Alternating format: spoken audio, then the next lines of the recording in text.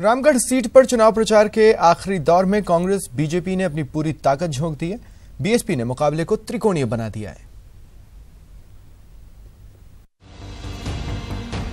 रामगढ़ के रण में कांग्रेस और बीजेपी ने अपनी पूरी ताकत झोंक दी है, लेकिन बीएसपी के चुनावी रण में उतरने से मुकाबला त्रिकोणीय होता नजर आ रहा है। लिहाजा इस सीट पर तमाम कांग्रेस के मंत्री और नेता चुनाव प्रचार में जोर शोर से जुटे हुए हैं। इस कड़ी में 25 जनवरी को कांग्रेस की होने जा रही रैली को सीएम, डिप्टी सीएम और प्रदेश प्रभारी संबोधित करेंगे। लेकिन ये कांग्रेस चुनाव जीत रही है और भारी मार्जिन से जीत रही है, क्योंकि क्षेत्र में सब जगह आम आदमी ने एहसास कर रखा है। 10 साल से बीजेपी तो थी यहाँ और इलाका का पिछड़ापन देखा है लोगों ने, परेशान है लोग, मूलभूत सुविधाएं नहीं है पूरे इलाके के अंदर।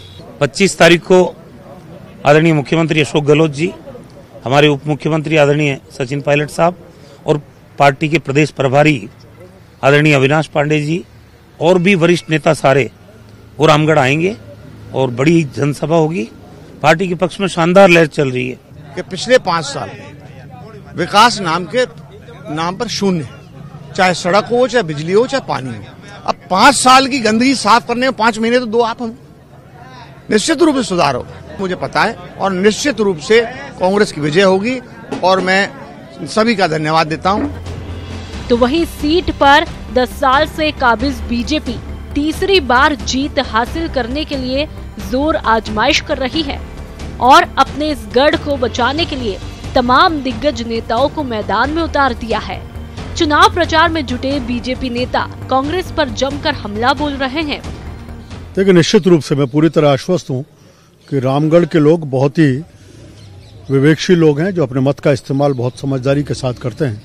और जिस प्रकार से पिछले 10 वर्ष का कालखंड जब भारतीय जनता पार्टी के विधायक यहाँ थे, जिस तरह से शांति का वातावरण रहा, सौहार्द का रहा, मिलसाल का वातावरण रहा, इस कारण लोग चाहेंगे।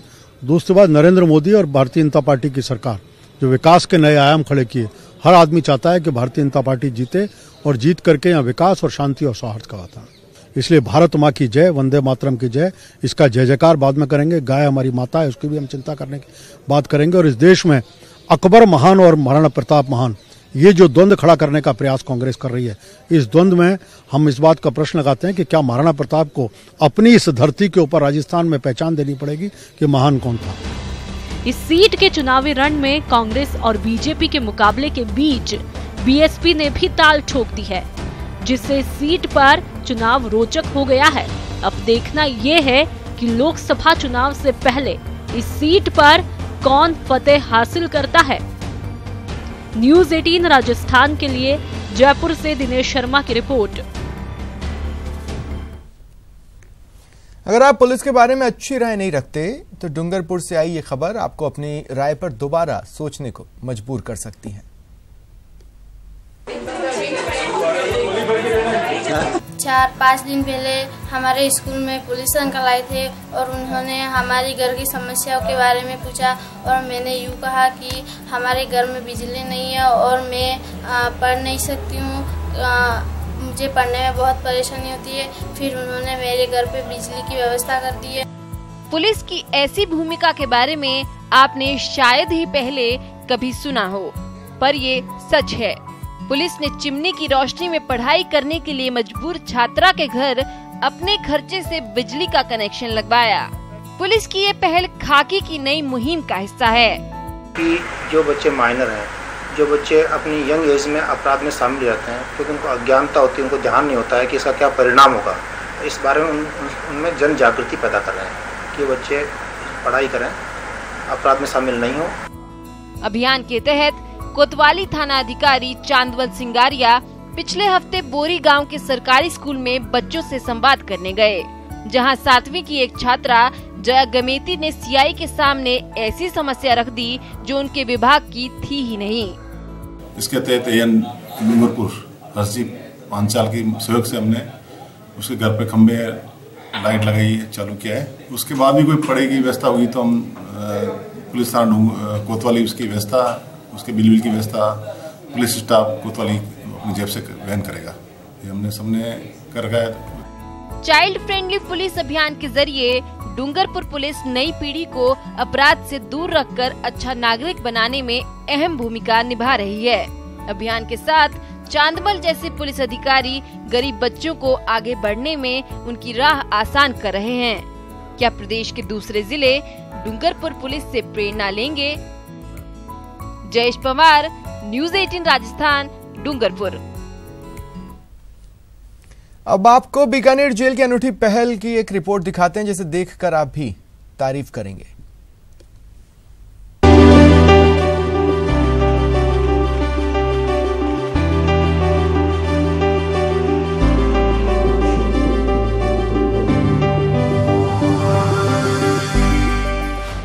बीकानेर जेल प्रशासन की अनूठी पहल, सजा काट रहे कैदी बनाएंगे कालीन। जयपुर की एक निजी कंपनी को मिली जिम्मेदारी, राजस्थान समेत अन्य प्रदेशों में की जाएगी सप्लाई।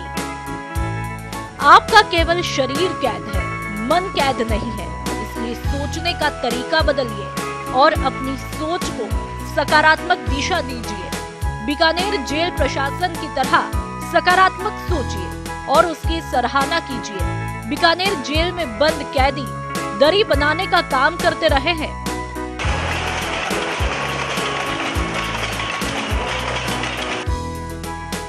बिछवाल में नई जेल बनने के बाद दरी बनाने का काम बंद हो गया। उसके बाद उसको बीकानेर से जयपुर शिफ्ट कर दिया गया। अब एक बार फिर बीकानेर जेल प्रशासन ने इसकी पहल की है, जिसकी जिम्मेदारी जयपुर की एक निजी कंपनी को सौंपी गई है, जहां जेल में कैदियों को चरखे से ऊन की कताई कर धागा बनाना सिखाया जा रहा है। करीब 2 महीने तक 20 बंदियों को ऊन का धागा बनाना सिखाया जाएगा और उसके बाद कैदी दरी बनाने का काम शुरू कर देंगे। ये हमारे डीजी साहब के उस निर्देश से वापस जो रक्स उद्योग है उसको पुनर्जीवित करने का प्रयास किया जा रहा है। इसमें 4 नई लूमें डाली हैं, जिन पे सब पे 2-2 कारपेट चढ़े हुए हैं। 6 महीने में वो फुल ट्रेंड हो जाएंगे, बता रहे हैं बंदी, और अच्छी इनकी आजीविका हो जाएगी और अच्छा ये काम सीख जाएंगे। बहरहाल जेल प्रशासन की इस पहल की खूब तारीफ हो रही है और इससे कैदियों का मानसिक दबाव भी कम होगा। जेल के बंदी इस काम को बड़ी शिद्दत से सीख रहे हैं और जल्द ही उनके द्वारा बनाए कालीन राजस्थान के साथ और प्रदेशों में भी सप्लाई किए जाएंगे। यहाँ बने कालीन की तस्वीरें देख बॉलीवुड सितारों ने भी कालीन खरीदने की इच्छा जताई है। बीकानेर सेंट्रल जेल में बनने वाले गलीचों की बदौलत यहाँ के बंदी फिल्मी सितारों से मिलने की हसरतें पालने लगे हैं। रियासतकालीन वक्त के बाद एक बार फिर इस जेल के गलीचे अन्य राज्यों के साथ साथ बॉलीवुड का सफर भी तय करेंगे। सहयोगी धीरज जोशी के साथ रवि बिश्नोई, न्यूज़ 18 बीकानेर।